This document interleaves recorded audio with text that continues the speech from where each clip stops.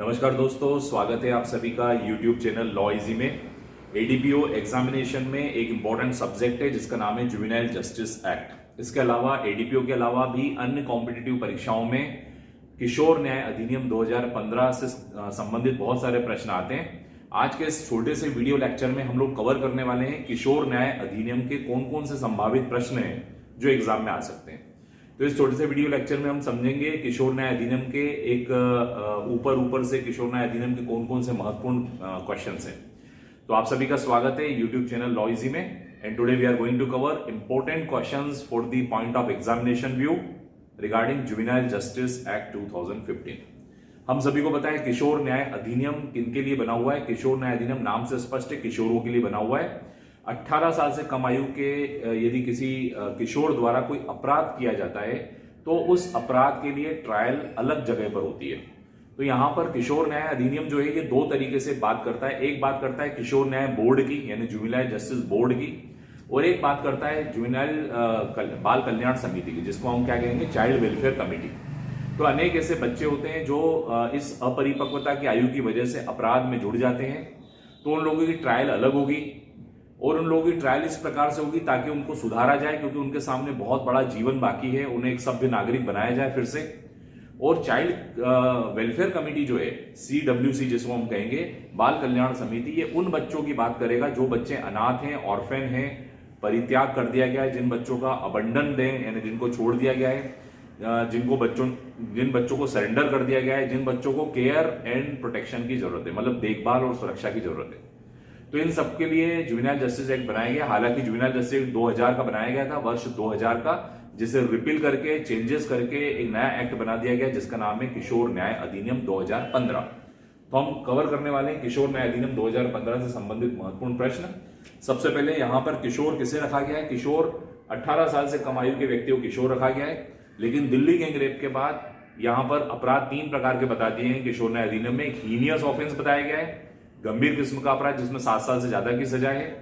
उसके बाद serious offences बताए गए जो 3 साल से 7 साल की सजा वाले हैं। और एक बताया गया पेटी ऑफेंसेस, यानी छोटे अपराध जो 3 साल से कम के दंड के अधिकारी हैं। अब यहां पर जो हीनियस ऑफेंसेस है उसमें 16 से 18 आयु वर्ग के लिए चिल्ड्रंस कोर्ट की बात की गई है। मतलब उनका विचारण जुवेनाइल जस्टिस बोर्ड में नहीं होगा, चिल्ड्रन कोर्ट में होगा। तो हीनियस ऑफेंस यदि 16 से 18 वाला करेगा, यानी 7 साल से ऊपर का अभियोग का यदि आरोप है, तो उसे किशोर मानते हुए न करते हुए चाइल्ड कोर्ट, इसके लिए एक विशेष न्यायालय जो बनाई गई है, बाल न्यायालय, वहां पर उसका अभियोजन चलेगा, उसका ट्रायल चलेगा।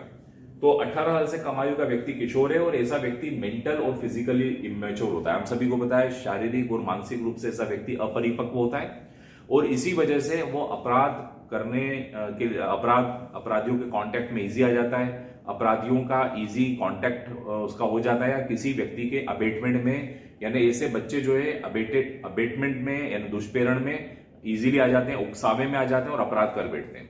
तो उनकी अपरिपक्व स्थिति का कई लोग लाभ ले लेते हैं और ये इसी वजह से कानून इनके साथ लिबरल चलेगा। इनके लिए अलग से कानून बन चुका है। इंटरनेशनल कन्वेंशन यानी अंतरराष्ट्रीय प्रसंविधाओं में यह कहा गया है कि प्रत्येक देश बच्चों की इस स्थिति के लिए विशेष कानून बनाएगा।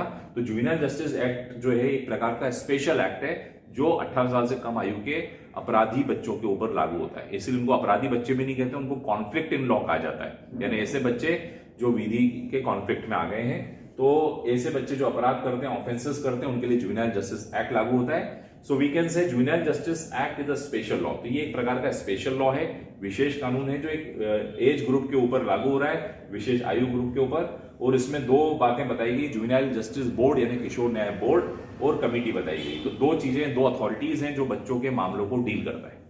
अब इसके कौन कौन से इंपॉर्टेंट क्वेश्चन है, तो सबसे पहले ध्यान रखिए, there are total 112 section. Juvenile justice act 2015 में कुल 112 धाराएं हैं जो कि 10 चैप्टर्स में डिवाइडेड है। तो 112 धाराएं और 10 अध्याय, ये आपको याद होना चाहिए। इसके बाद इसका एक्ट नंबर 2 है, 2016 में सेकंड नंबर पे एक्ट बना था और 15 जनवरी 2016 से ये कानून लागू हुआ है। तो 15 जनवरी 2016 ये आपको तिथि याद होनी चाहिए। उसके बाद जुवेनाइल जस्टिस एक्ट 2015 इसको कहा जाएगा और इसमें एक इंपॉर्टेंट अमेंडमेंट हुआ है 2021 में। तो ये इसके कुछ ऊपर के क्वेश्चन हैं। अब चाइल्ड की परिभाषा कहां दी गई, तो चाइल्ड की परिभाषा 2:12 में दी गई है। जो इसका सेक्शन है वो डेफिनेशन क्लॉज बताता है, तो 2:12 में चाइल्ड की परिभाषा दी गई है। चाइल्ड इन कॉन्फ्लिक्ट यानी जिस बच्चे ने अपराध, जिसके ऊपर अभियोग है कि उसने अपराध किया है, चाइल्ड इन कॉन्फ्लिक्ट 2:13 में बताया गया है। जुवेनाइल कहां पर परिभाषित है? 2:35 में। तो ये तीन परिभाषाएं, child conflict in law, child in conflict with law और जुवेनाइल, ये तीन आपको याद होनी चाहिए, 2:12, 2:13, 2:35।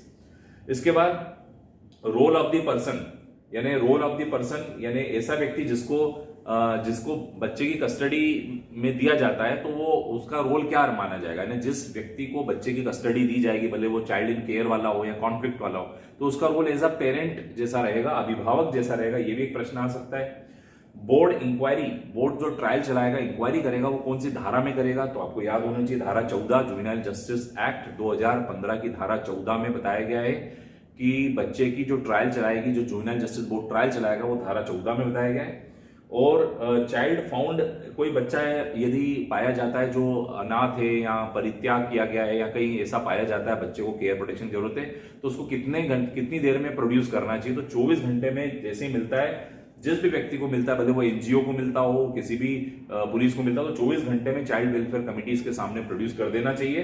और नहीं करने पर 10,000 की सजा, 10,000 का जुर्माना और 6 महीने की सजा का प्रावधान भी रखा गया है।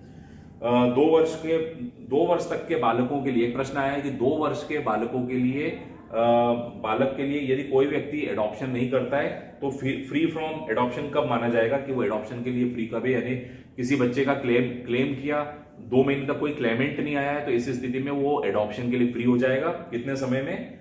2 महीने में उसको डिक्लेयर कर देना पड़ेगा, यानी 2 महीने बाद उसको डिक्लेयर कर देंगे कि बच्चा एडॉप्शन के लिए फ्री है, it is free for adoption. इसके बाद आता है पेटी ऑफेंसेस, किसको माना गया है? तो पेटी ऑफेंसेस इस अधिनियम में 3 साल से कम आयु के अपराधों को पेटी ऑफेंसेस माना गया है। हीनियस ऑफेंस किसको माना गया है? तो 7 साल से ऊपर के अपराधों को हीनियस ऑफेंस माना गया और सीरियस ऑफेंस 3 से 7 वालों को माना गया। एक प्रश्न आ सकता है जुवेनाइल जस्टिस बोर्ड का गठन कौन सी धारा में? तो धारा 4 में जुवेनाइल जस्टिस बोर्ड का गठन किया गया, ये भी आपको याद होना चाहिए। ट्राई मेंबर बॉडी होती है। जुवेनाइल जस्टिस बोर्ड का गठन कौन करेगा? तो राज्य सरकार द्वारा किया जाएगा। ऐसा जुवेनाइल जस्टिस बोर्ड कौन सी धारा में आदेश करेगा कि बच्चा गिल्टी फाउंड किया हुआ है, मतलब बच्चा दोषी पाया गया है, ये बोर्ड कौन सी धारा में ऑर्डर करेगा? तो धारा 18 में ऑर्डर करेगा। ये धारा 18 आपको याद होनी चाहिए। सेक्शन 18 में बोर्ड आदेश करेगा कि बच्चा यदि दोषी पाया जाए तो बोर्ड क्या क्या आदेश करेगा। CWC, जो हम लोगों ने अभी चर्चा की थी, बाल कल्याण समिति यानी चाइल्ड वेलफेयर कमेटी कौन सी धारा में गठित होगी? तो धारा 27 में राज्य सरकार द्वारा गठित की जाएगी, ये भी ध्यान रखेंगे। चाइल्ड केयर इंस्टीट्यूशन जो होते हैं, इनका रजिस्ट्रेशन जरूरी है और ये रजिस्ट्रेशन कितने साल के लिए होगा? तो चाइल्ड केयर इंस्टीट्यूशन का रजिस्ट्रेशन, भले वो एनजीओ हो या कोई भी बच्चों का केयर करने के लिए जितनी भी संस्थाएं होती है, उनका रजिस्ट्रेशन का जो टाइम पीरियड है वो 5 ईयर होता है। रजिस्ट्रेशन के बाद वो 5 साल तक होंगी। 5 साल बाद उनको फिर से 5 साल के लिए रिन्यू करवाना पड़ेगा। और फॉस्टर फैमिली कहां दी गई है? तो धारा 44 में फॉस्टर फैमिली दी गई है, ये भी इंपॉर्टेंट क्वेश्चन है। इसके बाद इंक्वायरी पेंडिंग है, यदि बच्चे की इंक्वायरी पेंडिंग है तो बच्चे को कहां रखा जाएगा, ये भी एक प्रश्न आता है। तो बच्चे की इंक्वायरी पेंडिंग है तो उसे ऑब्जर्वेशन होम में रखा जाएगा। और यदि बच्चे की इंक्वायरी हो गई और बच्चे को अब मतलब सजा दे दी गई है, यानी कॉन्फ्लिक्ट इन लॉ पाया गया है बच्चा, तो फिर उसको स्पेशल होम में भेज दिया जाएगा, विशेष गृह में भेज दिया जाएगा। तो ऑब्जर्वेशन होम और स्पेशल होम में अंतर यह है कि ट्रायल चल रही है तो ऑब्जर्वेशन होम में, और ट्रायल पूरी हो चुकी है और उसको गिल्टी पाया गया है किशोर को, तो अब वो स्पेशल होम में जाएगा। तो मित्रों, ये है क्वेश्चन जो किशोर न्याय अधिनियम के जो इंपॉर्टेंट क्वेश्चंस हैं वो हम लोगों ने कवर किए। I hope you enjoyed this lecture. Kindly subscribe my channel law easy. Thank you so much.